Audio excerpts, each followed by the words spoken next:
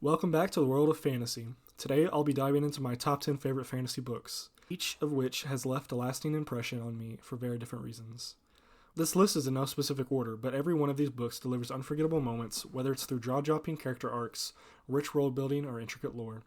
Let's start by looking at a book and an author that's one of my favorites, A Feast for Crows by George R. R. Martin.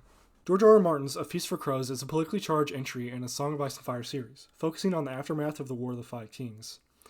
While some characters step away from the spotlight, Martin brings out some of the most complex, intriguing personalities, particularly one of my favorites, Cersei Lannister. Her narrative is rich with ambition and paranoia, as she grapples with her newfound power and the ever-present threats around her.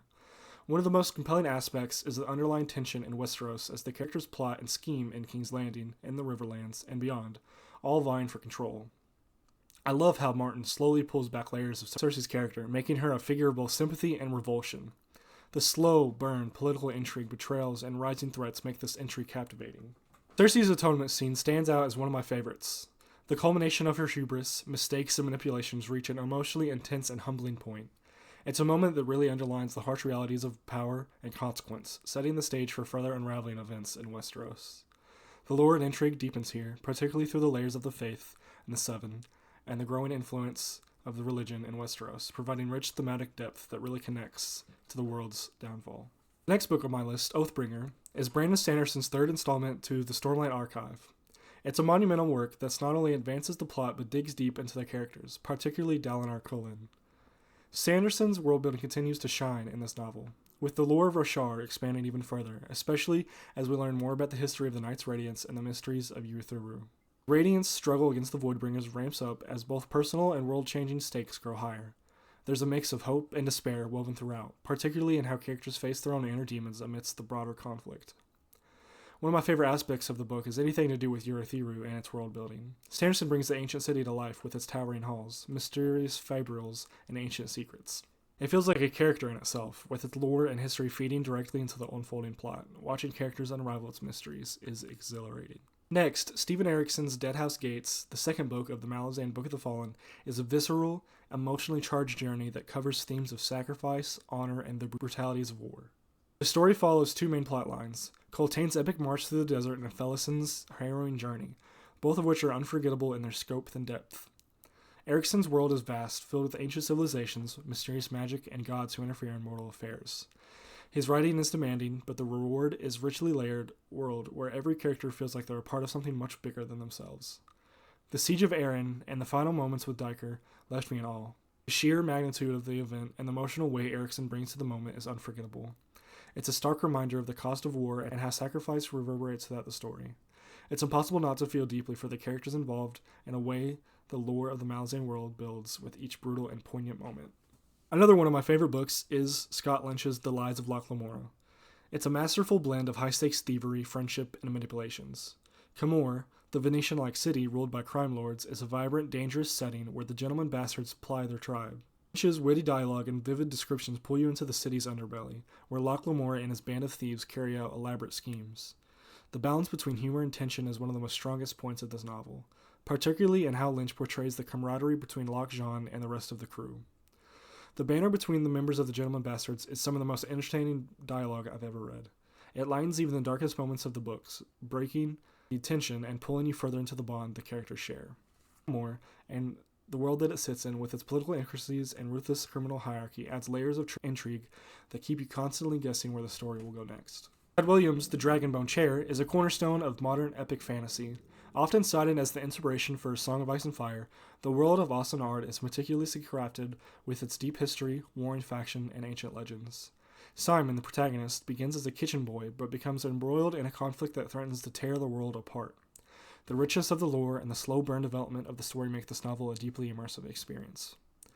One of the most memorable scenes for me is Simon's descent into the underground of the Hayhall. The atmosphere, the tension, and the sense of wonder in the moment are credible. As the plot unfolds, you begin to see how Williams' influence can be felt in later works by other fantasy authors, particularly George R. R. Martin, whose The Song of Ice and Fire shares many thematic similarities with the series. The transition into the Dragonbone Chairs feels seamless when discussing Martin's inspiration, as Williams' world-building and character-driven narrative helps set the stage for a kind of gritty, complex fantasy that we see today. Next is Rob and Hobb's Assassin's Quest, the third book in the Farseer trilogy. It's a deeply emotional and introspective conclusion to the journey of Fitz's chivalry Farseer. This book brings Fitz's long, often tragic story arc to a head as he embarks on a dangerous quest to reclaim his rightful place in the world and protect the Six Duchies from external and internal threats. The strength of the novel lies in Hobb's ability to delve into Fitz's character and emotions, offering a personal connection that few other fantasy novels achieve. The magic system, including the skill and the wit, continues to unfold, providing an interesting look at the relationship between magic, nobility, and the natural world in the Six Duchies. While I can't delve into spoilers, Fitz's journey takes him to harrowing, unexpected places, and the character development is rich with themes of sacrifice, loyalty, and identity. The emotional weight Hobb packs into the book is immense, making Fitz's final realizations about his life and fate all the more poignant. This is a series where the lore and world building work in tandem with the characters' inner journeys and stands out as one of my favorites for its deeply personal storytelling. My favorite book in the Wheel of Time series is The Shadow Rising. It's the fourth book, and it is where the series truly begins to expand in scope and depth. The characters are scattered across the world, each facing their own set of challenges, as the forces of light and shadow clash. Randolph Thor's struggle to balance his growing power as the Dragon Reborn with the weight of prophecy continues, while Perrin Abar's storyline takes a gripping turn as he returns to the Two Rivers to face a new threat. Meanwhile, Matt Cawthon's development as a character takes center stage with his luck and mysterious past playing a key role in his arc.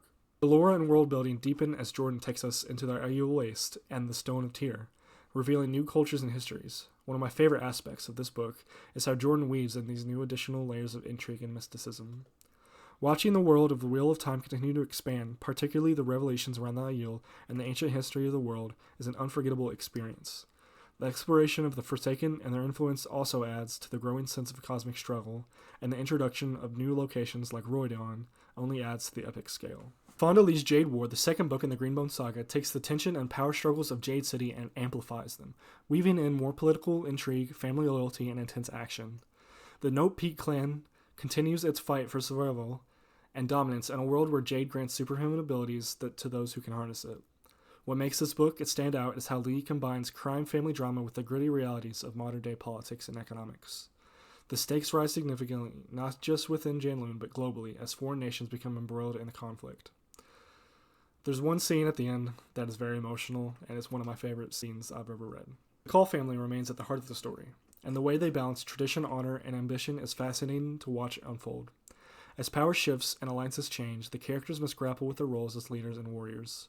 Fonda Lee masterfully builds the tension in both personal and political spheres, making Jade War a gripping continuation of the series. The intricacies of the Jade trade, the rival clans, and the foreign influences all intertwine to create a multi-layered narrative that keeps you hooked. A very different type of book, more of a historical fantasy, Bernard Cornwell's The Winter King is the first book in the Warlord Chronicles, a gritty and realistic retelling of the Arthurian legends.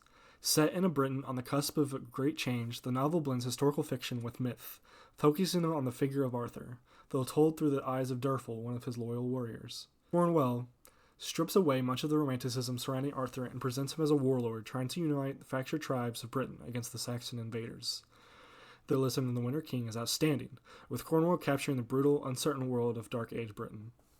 The politics of various kingdoms, the clash between old pagan beliefs and the rising tide of Christianity, and the personal dynamics between characters make this a standout novel. While Arthur's role is essential, the focus on Durfal's perspective brings a deeply personal touch to the story. Cornwell's battle scenes are as intense and vivid as ever, and the novel feels like a realistic, grounded portrayal of a legendary time. Rounding off my top 10 is Best Served Cold by Joe Abercrombie. This standalone novel, set in the same world as the First Law trilogy, is a masterclass in revenge of moral complexity. The story follows Monzo Mercado, a mercenary leader betrayed by her employer and left for dead. What follows is her relentless quest for vengeance across the blood-soaked landscape of Styria. Abercrombie excels at creating morally gray characters, and Monza is no exception. She's ruthless, driven by a burning desire for revenge, yet there are moments of vulnerability that make her a deeply complex character. Her interactions with her ragtag crew of accomplices provide some of the most memorable moments in the book, blending dark humor with brutal violence. One of my favorite aspects of Best Served Cold is how it explores the cost of revenge, not just the victim, but those around them. Monza's journey is bloody and relentless, but Abercrombie never lets you forget the human toll of her actions. The way Abercrombie weaves together the themes of loyalty, betrayal, and the corrosive nature of revenge is nothing short of masterful. It's a gritty, darkly humorous tale that embodies Abercrombie's signature style of grimdark fantasy with humor. Each of these books stands out in the fantasy genre not only for their rich world building and intricate plots, but also for their unforgettable characters and moments. Whether it's the complex politics of A Feast for Crows, the epic battles in Oathbringer, or the gripping revenge tale of A Best Served Cold, these stories have left a lasting impact on me as a reader. For me, the common thread across all these books is the depth of the characters and the worlds they inhabit. These aren't just stories told about good versus evil, but about the shades of gray in between, where motivations are complicated, and the choices rarely black and white. From the sprawling intrigue of Westeros to the bloody streets of Camor, from the high magic of Roshar to the grim battlefields of Styria, these books take us on journeys that challenge our perceptions of heroism, mortality, morality, and the nature of power. If you're a fan of deep, character-driven fantasy with complex plots and rich world building, I hope this list gives you some inspiration for your next read. Thanks for sticking with me through this breakdown of my top 10 favorite fantasy books. If you enjoyed this video, don't forget to like, subscribe, and let me know your favorites in the comments below. See you in the next one.